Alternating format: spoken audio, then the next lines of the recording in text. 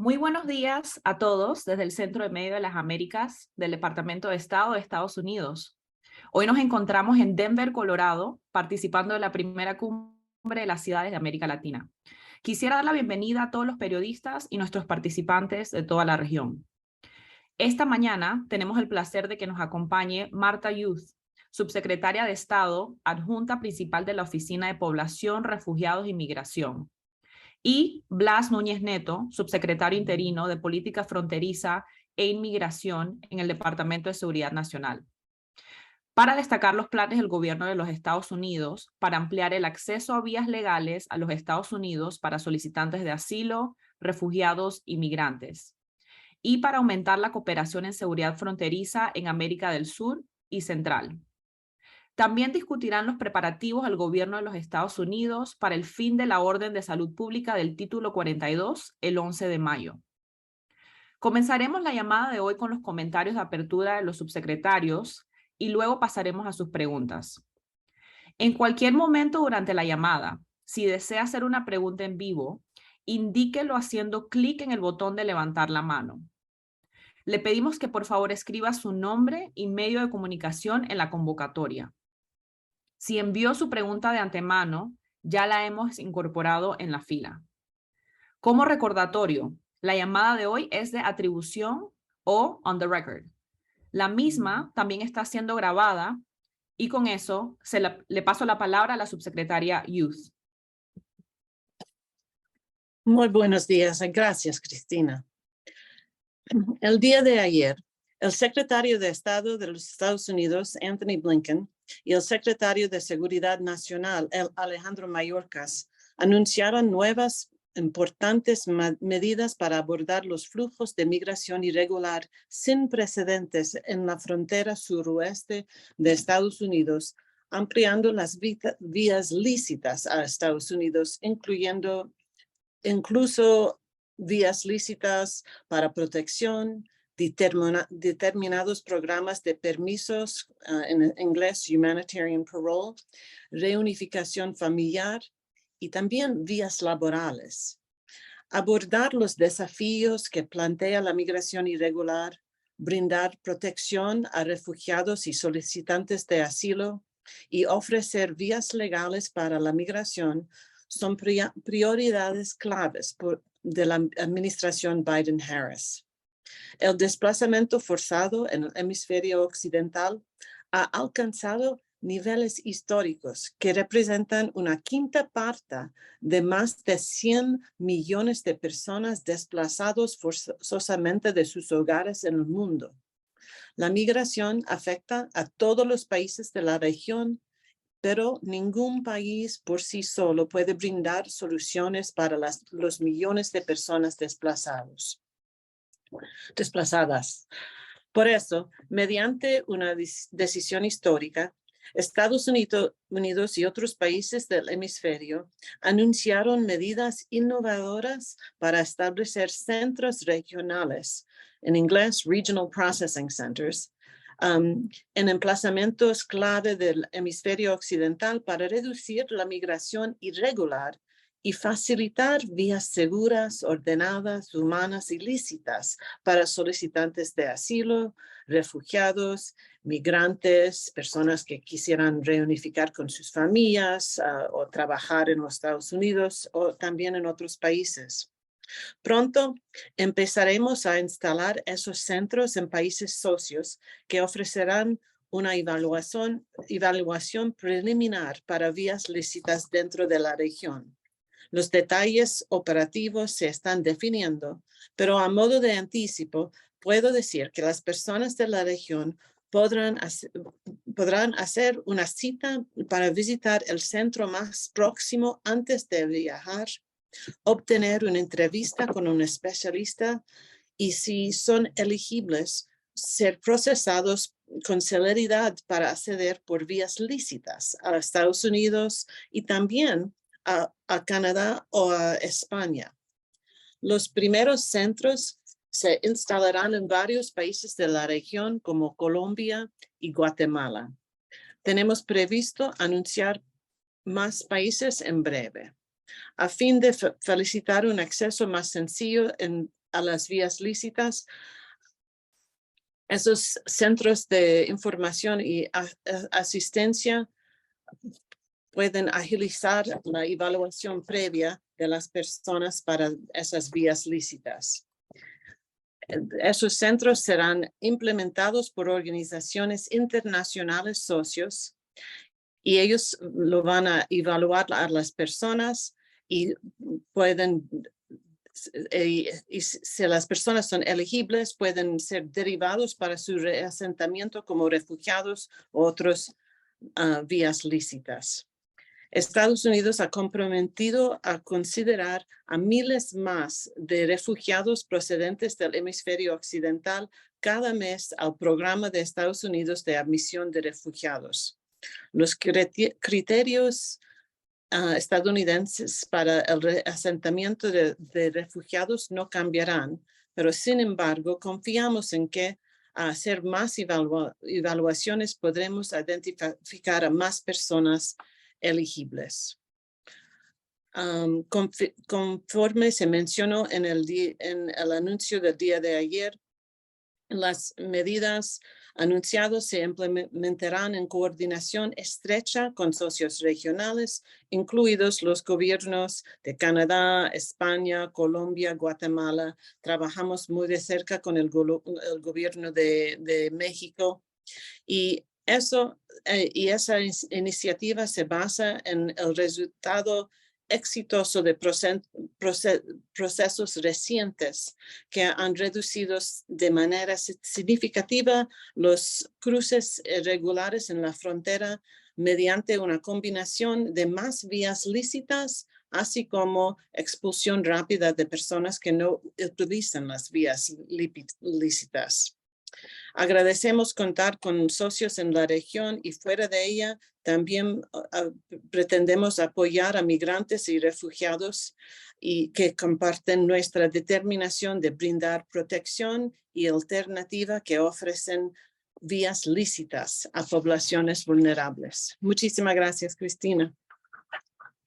Muchísimas gracias, subsecretaria. Y ahora le pasamos la palabra al subsecretario Núñez Neto. Hola, muy buenos días y gracias por su participación hoy. Las medidas que se anunciaron ayer apuntan a cambiar la estructura de incentivos que llevan a las personas a explorar vías de inmigración ilegales.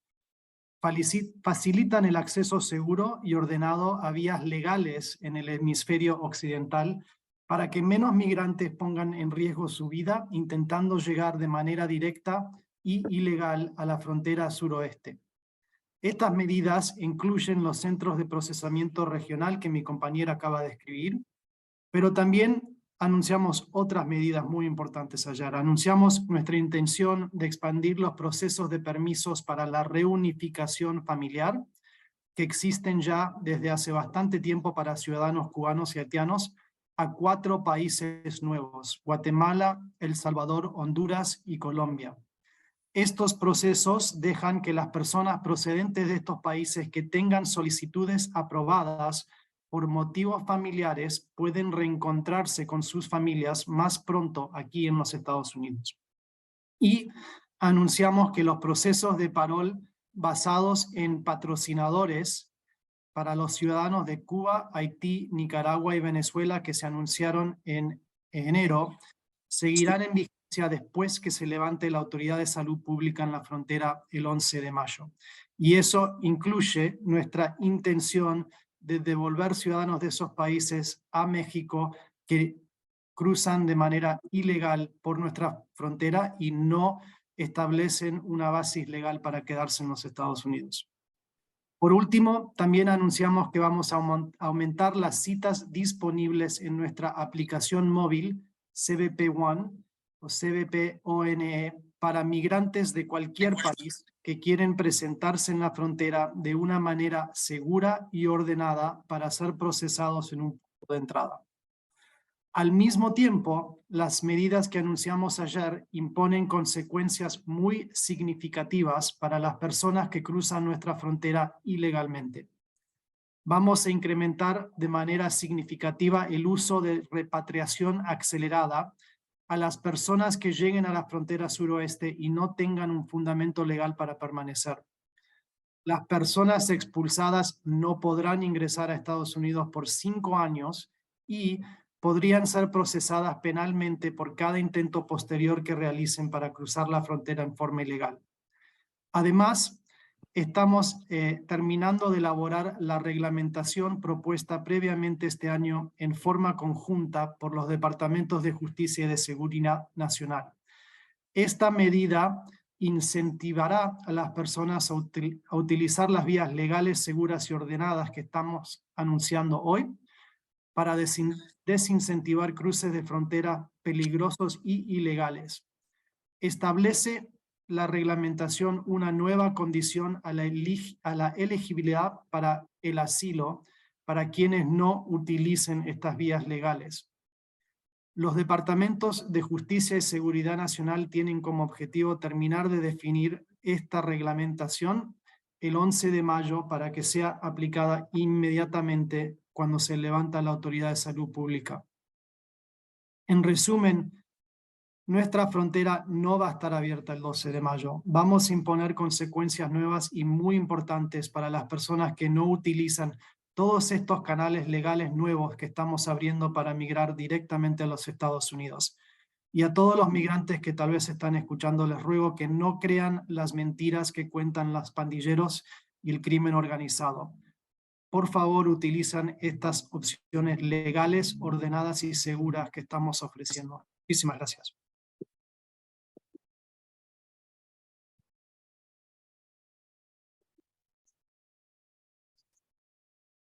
Gracias, subsecretario. Ahora comenzaremos con la parte de preguntas y respuestas de esta llamada de hoy. Para aquellos que hacen preguntas, indica si desea hacer una pregunta haciendo clic en el botón levantar la mano. Para aquellos que llaman desde una línea telefónica, se puede levantar la mano tecleando *9.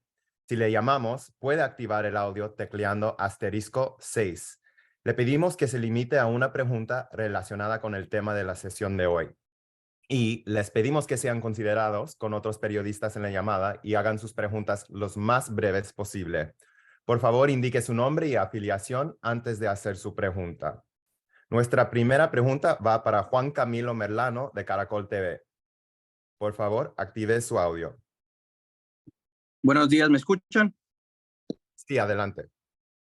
Buenos días. Esta pregunta es para el subsecretario Núñez Neto. Hay muchas inquietudes en Colombia entre los ciudadanos. ¿Cómo podrá acceder un colombiano al programa de reunificación familiar? ¿Qué grado de consanguinidad debe ser? ¿Debe ser un familiar aquí en Estados Unidos que sea padre, madre, hijo, hermano, o también aplicaría para tíos, primos? Y lo otro es, normalmente el programa de reunificación familiar se aplica el familiar en Estados Unidos llenando un formulario diciendo que va a patrocinar a esa persona. ¿Esto será así o será el colombiano en Colombia yendo al centro de procesamiento de migrantes y él iniciaría el proceso? Gracias. Sí, gracias, Juan. El proceso de reunificación de familias que se anunció es moderado en el proceso que existe para familiares nacionales de Cuba y Haití. Tienen que ser ciudadanos americanos de esos países que están en los Estados Unidos y empiezan la aplicación para sus familiares que están afuera del país, y está en base a, tiene que ser familia inmediata. Gracias.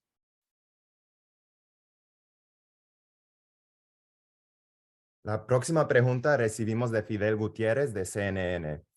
Saber a partir de cuándo estarán operando los espacios que habilitarán en Guatemala y Colombia. Si nos puede dar características físicas y condiciones en las que operará, qué tipos de servicios específicos, qué capacidad tendrán y cómo atenderán a los migrantes diario, a cuánto ascienden los recursos que Estados Unidos invierte y si los gobiernos locales están aportando algún porcentaje. También saber cuál es la estimación de migrantes que pueden atender a partir del 11 de mayo y durante los primeros 3 meses. Pues muchísimas gracias. El periodista era Fidel, ¿correcto? Correcto. Gracias. Pues, Fidel, muchas preguntas.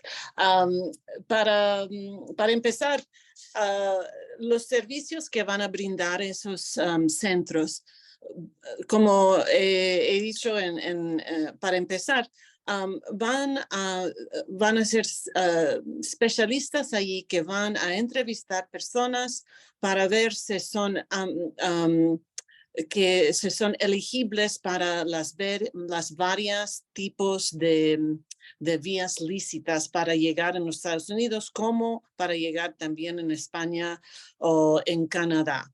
Y esos servicios se van a brindar las personas tienen que hacer una cita primera. Estamos en los próximos días para proveer más información sobre cómo hacer una cita. Hemos decidido ahora de anunciar la iniciativa, pero en los próximos días vamos a dar más información sobre cómo acceder y también en los lugares donde van a hacer esos centros específicamente. Estamos trabajando muy de cerca con los gobiernos de Colombia y Guatemala, como con las organizaciones internacionales que trabajan sobre esos asuntos.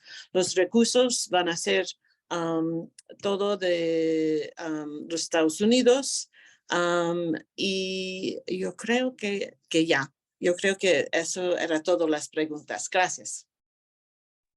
Muchas gracias, subsecretaria. La próxima pregunta va para despacho 505. Por favor, active su audio.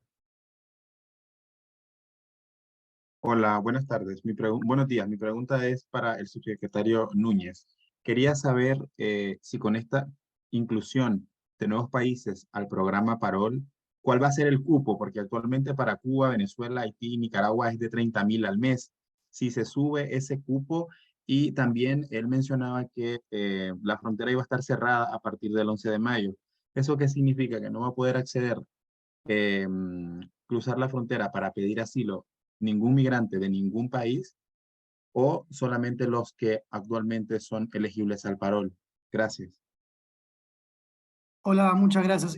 Los programas nuevos que se anunciaron de Parol ayer son para gente que tiene familiares en los Estados Unidos, que son ciudadanos y que aplican para reunirse con sus familiares. Ese proceso normalmente puede tomar varios años, y lo que va a hacer este programa es ayudar a esos familiares a venir a los Estados Unidos antes, para poder terminar el proceso mientras están en los Estados Unidos. Es un programa muy diferente al programa a cual usted se refiere, que también existe para ciudadanos de Cuba, Haití, Nicaragua y Venezuela, que empieza con patrocinadores en los Estados Unidos, pero no necesariamente familiares.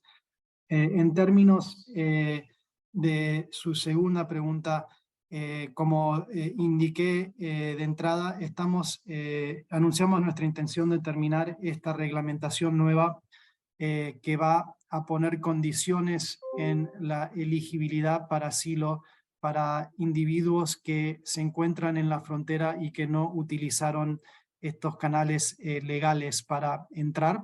Y esa gente va a ser repatriada a sus países de manera acelerada, y esas repatriaciones traen con ellas 5 años de ineligibilidad para cualquier beneficio migratorio a los Estados Unidos. Gracias.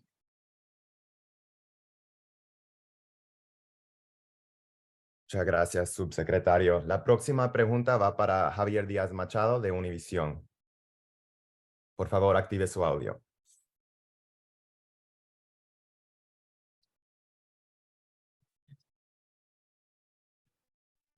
Hola, buenos días, ¿me escuchan? Sí, adelante. Habla un poco más fuerte, por favor.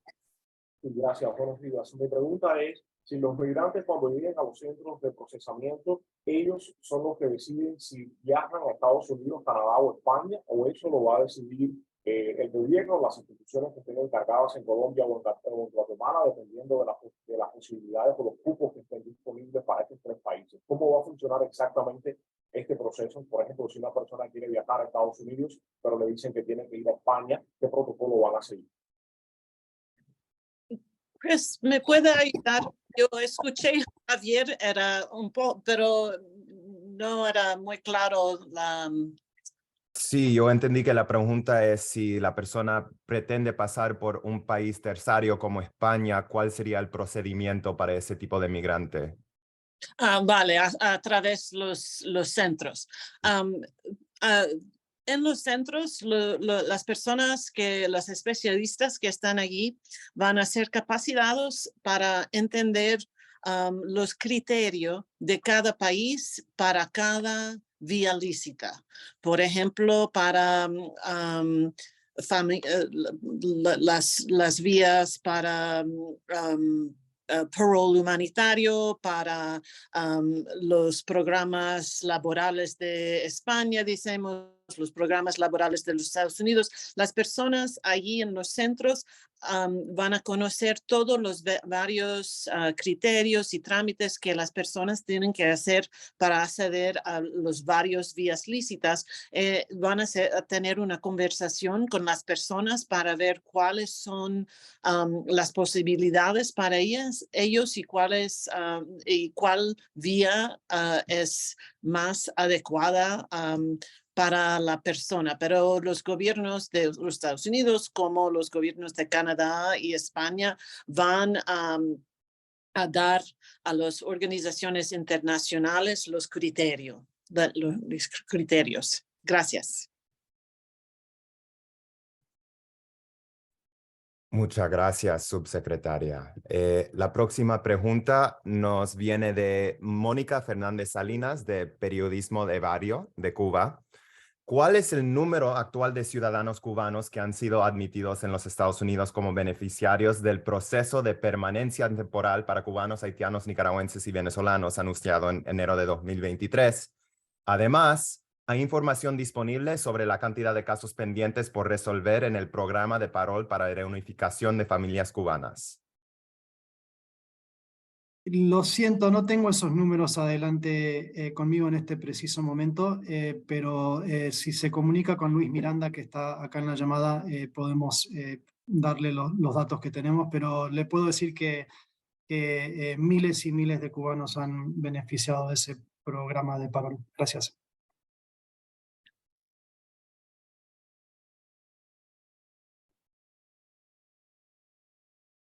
Muchas gracias. La próxima pregunta para Salomé Ramírez Vargas.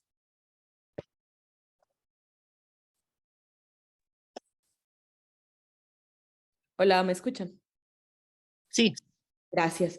Mi pregunta es si el costo de operar los centros regionales de procesamiento será cubierto por el gobierno estadounidense o por los países socios, o será un esfuerzo económico conjunto. El gobierno de los Estados Unidos va a cubrir los costos de operar los centros. ¿Y se sabe más o menos cuánto es ese costo? Eso no tengo conmigo ahora. Lo siento. Gracias. Muchas gracias, subsecretaria. La próxima pregunta para producción EBTV. Por favor, active su audio.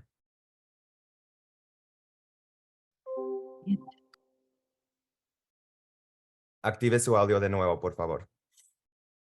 Aquí estoy. Buenos días. Muchísimas gracias por la oportunidad. ¿Sí me escuchan, verdad? Sí, adelante. Sí, quería preguntarles, quizás me va a remitir a Luis, pero quería preguntarle el número de venezolanos quienes se han beneficiado del parol humanitario. No sé si tampoco tiene ese número específico en este momento. ¿Quiénes o cuántos han sido rechazados y con base a qué criterios para no aprobarles el parol? Y sobre todo los retrasos. Los venezolanos tienen mucha angustia de haber esperado 5 meses, 6 meses y apenas están llegando algunas aprobaciones, por ejemplo, de noviembre. ¿Qué está ocurriendo allí? Si se está buscando agilizar el proceso. Y también había quejas sobre el acceso a esta aplicación CBP One, si eso mejoraría después del 12 de mayo con estas incorporaciones y ajustes que están haciendo. Muchísimas gracias.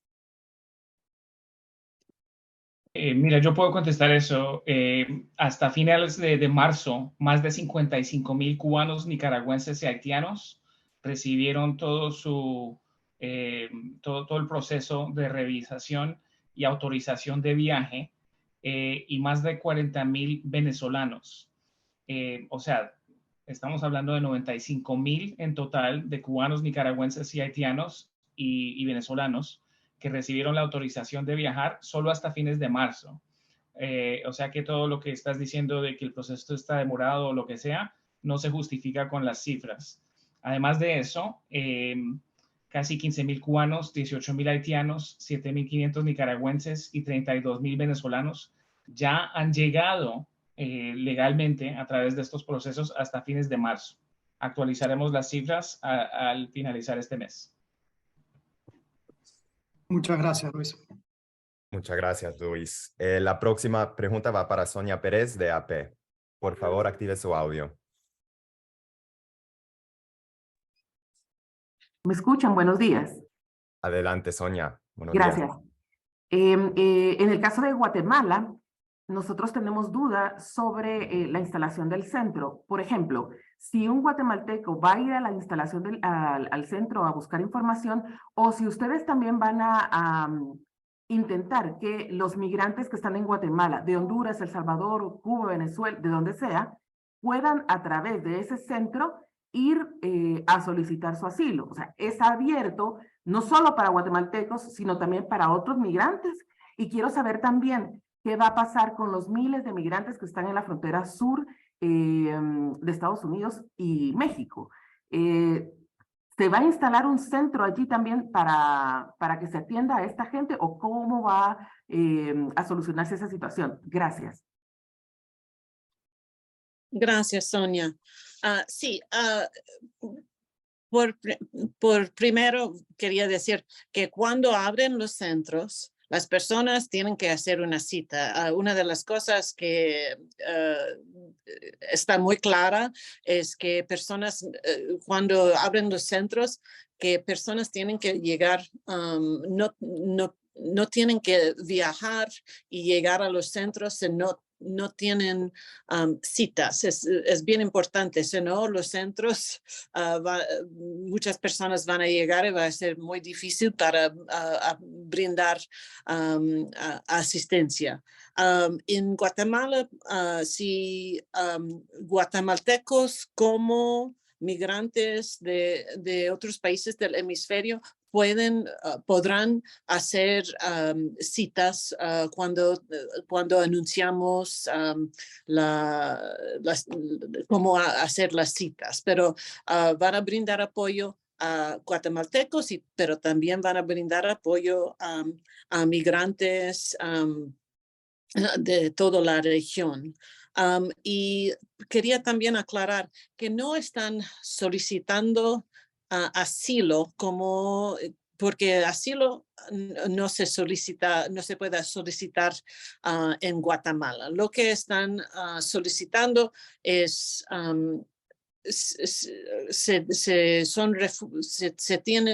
tienen los criterios de ser refugiado, están solicitando reasentamiento como refugiado en los Estados Unidos. Y es distinto porque eso es un proceso que hay varias etapas, y normalmente esas etapas hay un poco tiempo para hacer todo el proceso, pero en el caso de los centros, lo que estamos haciendo para el procesamiento de refugiados es que lo estamos haciendo más eficaz y rápido las decisiones y los procesos para que una persona pueda ser reasentado como refugiado en los Estados Unidos. Y ahora no tenemos planes de abrir centros en México.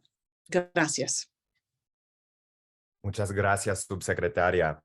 Eso concluye la llamada de hoy. Quiero agradecer a la subsecretaria adjunta principal Youth y el subsecretario interino Núñez Neto por unirse a nosotros, y agradecer a todas las personas que se unieron a esta llamada.